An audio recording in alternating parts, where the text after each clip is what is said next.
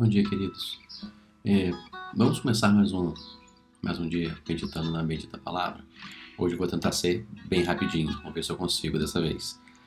Hoje nós vamos ler Salmo 66. Diz assim: Aclamai a Deus, terra inteira, entoai hinos, a magnificência do seu nome, dai-lhe glória mediante o vosso louvor. Declarai ao Eterno, quão assombrosas são tuas obras. Pela grandeza do teu poder, teus inimigos a ti se rendem. Prostra-se diante de ti a terra inteira, e entoa hinos em tua honra, canta louvores ao teu nome. Vinde ver as ações de Deus, os feitos que os homens inspiram temor. O mar lhe transformou em terra firme, a pé atravessaram o rio, ali nos alegramos nele. Ele governa eternamente com seu poder, seus olhos vigiam as nações, não se vangloriem os rebeldes. Povos, bendizei o nosso Deus, fazer ressoar o seu louvor. Ele conserva com vida a nossa alma e não deixa vacilar em nossos pés, pois tu, ó Deus, nos puseste à prova, purificaste-nos como se purifica a prata. Tu nos levaste para a armadilha, puseste um pesado fardo sobre nossas costas. Permitiste que sobre nossas cabeças homens cavalgassem, passamos pelo fogo e pela água, mas nos trouxeste ao refrigério. Venho à tua casa com holocaustos cumprir para contigo os meus votos. Votos que meus lábios proferiram e minha boca pronunciou na minha angústia. Animais cevados te ofereço em holocausto com imolação de carneiros, preparo-te bois e bodes. Vinde, ouvir vós todos, que temeis a Deus, e contarei o que ele realizou por mim. Invoquei-o com minha boca, e por minha língua foi enaltecido.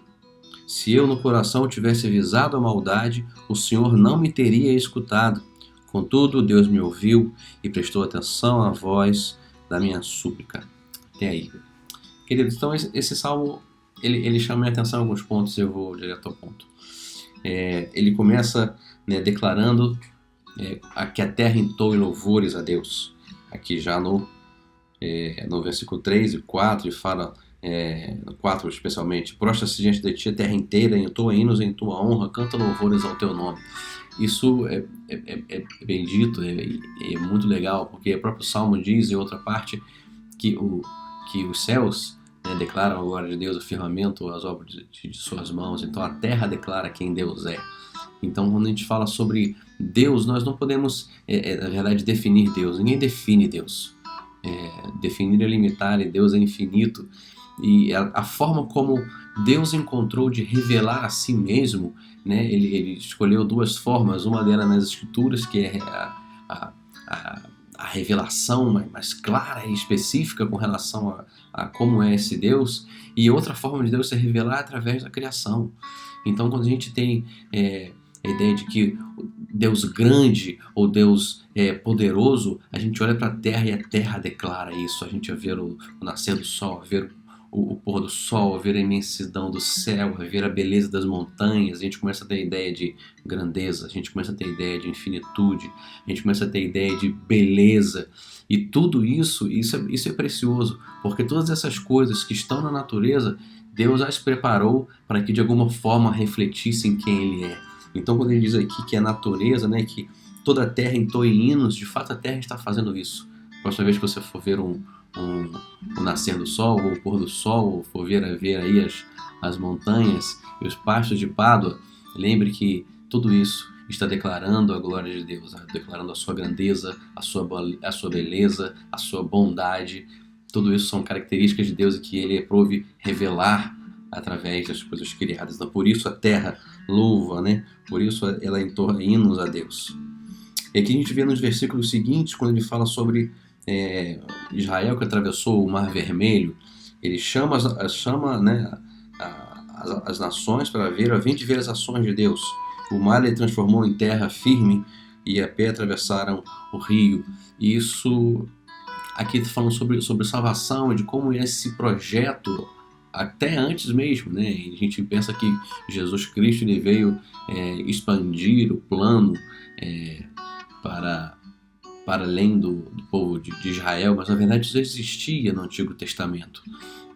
Jesus veio cumprir isso mas era uma promessa que foi feita na verdade a Abraão: em ti serão benditas todas as nações, todos os povos da terra. Então é só uma promessa que Deus fez a Abraão lá desde o início.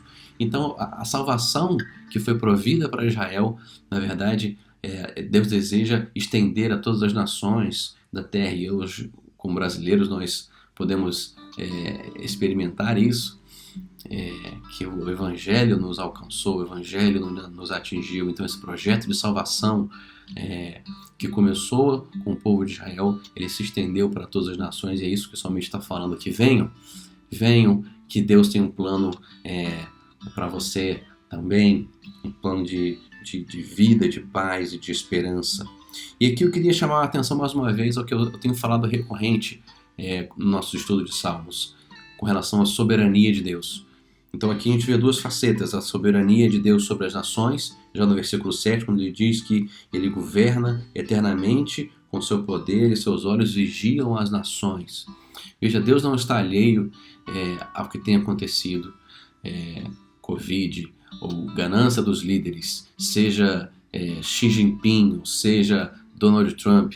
Deus, ele tem um controle sobre as nações. Nada nunca escapa do controle de Deus. Isso deve trazer para nós conforto e esperança, querido. Deus é soberano. Isso não é um trecho isolado da Bíblia somente. Nós temos falado disso de forma recorrente, como o Salmo enaltece o poder e a soberania de Deus, até mesmo sobre nações ímpias que não têm o seu nome. Então tudo está sob o controle de Deus, até mesmo Satanás. A gente vê no livro de Jó que para poder tentar a vida de Jó, ele teve que pedir permissão a Deus. Então tudo está sob o controle desse poderoso Deus, porque ele governa. Veja, ele não está alheio, ele não deu corda no mundo e largou para lá. Ele governa as nações, por mais que em muitas circunstâncias a gente se pergunte o porquê, mas Deus tem um plano. Então a gente passa da soberania das nações para a soberania do seu povo. Então a gente vê aqui um texto duro, né? Apesar de começar no versículo 9, ele conserva a nossa alma e não deixa nossos pés vacilarem.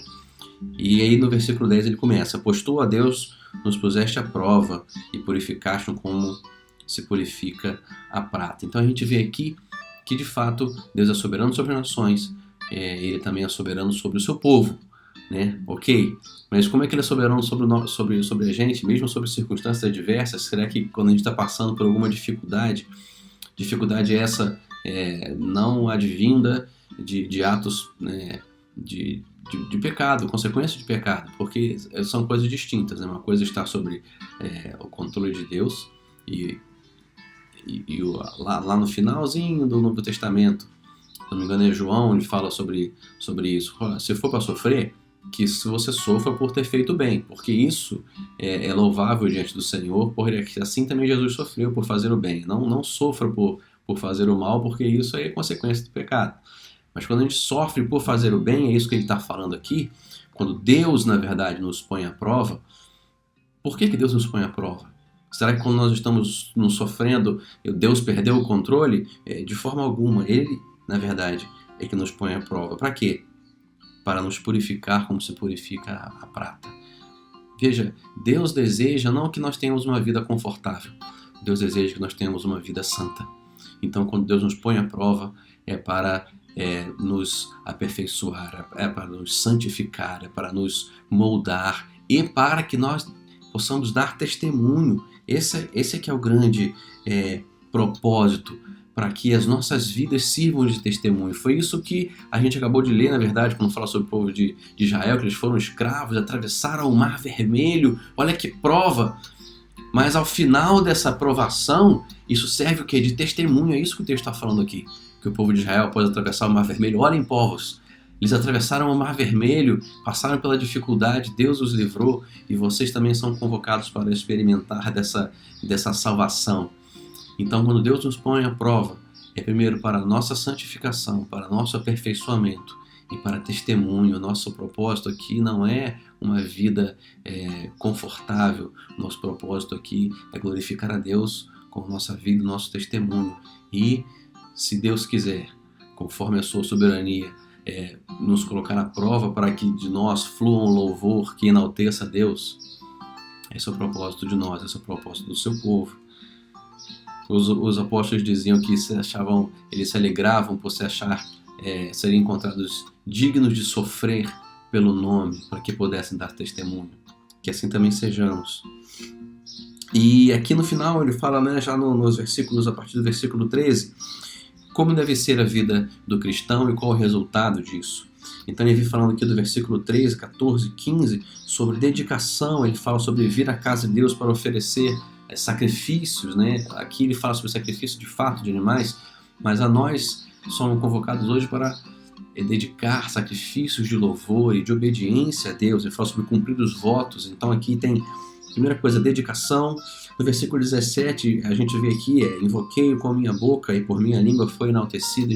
A gente vê aqui também oração. E não apenas isso, no 18 ele diz, isso é muito, muito importante: se eu no coração tivesse visado a maldade, o Senhor não teria me escutado. Então a oração que Deus ouve, a dedicação, né, o louvor que Deus ouve é aquele que vem de um coração que não tem maldade. Isso o quê? Isso é santificação. Então nós vemos três coisas que Deus deseja do seu povo, e aqui o salmista ele traz isso de maneira bastante vívida. Primeiro é a dedicação, segundo é a oração, e a terceira é a santidade na vida. Então quando nós vivemos uma vida santa diante de Deus e entregamos a Ele, né, a nossa dedicação, o nosso louvor, levamos a Ele as nossas orações, qual é o resultado? E aqui está escrito no versículo 20: bendito seja Deus que não afastou de si a minha súplica, nem de mim o seu amor. E no versículo 19 ele diz que Deus me ouviu e prestou atenção à minha súplica. Então Deus é aquele que ouve as nossas orações. Então quando nós entregamos a Ele, né, as nossas orações, Ele de fato as ouve. Então Deus é soberano sobre as circunstâncias, né? E conseguiu perceber a dinâmica? Deus ele nos põe à prova para nos purificar, mas de alguma forma nós também interagimos com Ele através da nossa vida, através da nossa dedicação, através da nossa obediência, através da nossa oração. Ele nos põe à prova para nos purificar, para nos aproximar de si, através da nossa dedicação, através do nosso louvor, através da nossa oração, através da nossa obediência, para que nós possamos nos entregar a Ele, e Ele vai ouvir o nosso louvor, a nossa oração.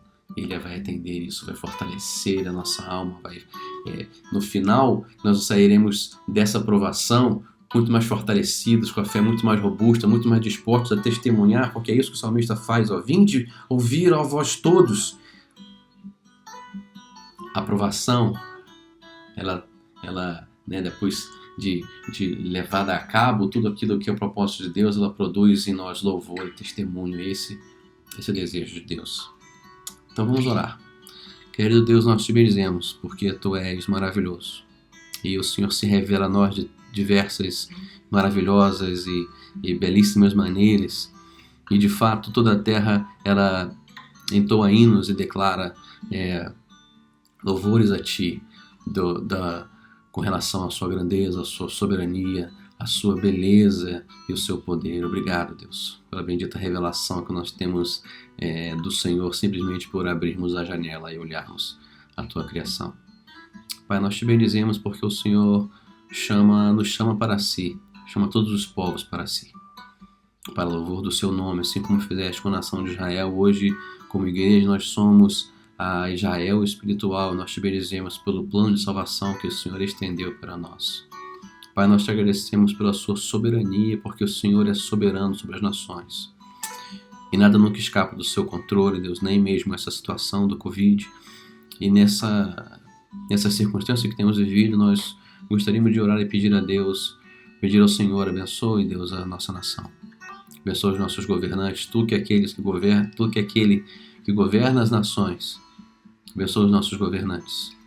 Dê serenidade, dê honestidade, Deus. Dê juízo para que eles zelem pela nação brasileira, zelem pelo povo, Deus, com retidão e equidade, Pai, em nome de Jesus. Em nome de Jesus. Não apenas no Brasil, mas também a todas as nações, em um momento tão difícil como esse da crise do Covid. Pai, nós oramos a Ti, Deus, e pedimos que o Senhor nos auxilie nesse momento. Livra-nos do mal, livra-nos da doença, e se porventura venhamos a ser contaminados, que o Senhor nos livre, Deus. Nos livre de uma infecção grande, nos livre de sermos grandemente impactados por esse vírus, Pai. Mas depositamos em Ti nossa confiança, porque como nós lemos aqui, o Senhor também é soberano, não apenas sobre as nações, mas o Senhor é soberano sobre o seu povo, sobre nós, sobre a sua igreja, sobre nós como seus filhos. E o Senhor nos coloca à prova. E isso não quer dizer, Deus, quando nós estamos sofrendo, que o Senhor está alheio, que o Senhor está distante. Na verdade, é uma oportunidade que o Senhor está nos dando para nos purificar, para nos amadurecer, Deus, e para nos santificar, para que possamos dar o testemunho de Ti. Que as provações que o Senhor faz com que provemos, produza em nós, assim como Deus produziu aqui no salmista, produza dedicação, produza oração, produza santidade, para que nós possamos ver, Deus, o Senhor nos responder a nossa oração, o Senhor vir ao nosso resgate, e que isso produza em nós louvor e testemunho, Pai, daquilo que o Senhor é e que o Senhor tem feito por nós. Fica conosco, é que nós oramos e agradecemos em nome de Jesus. Amém.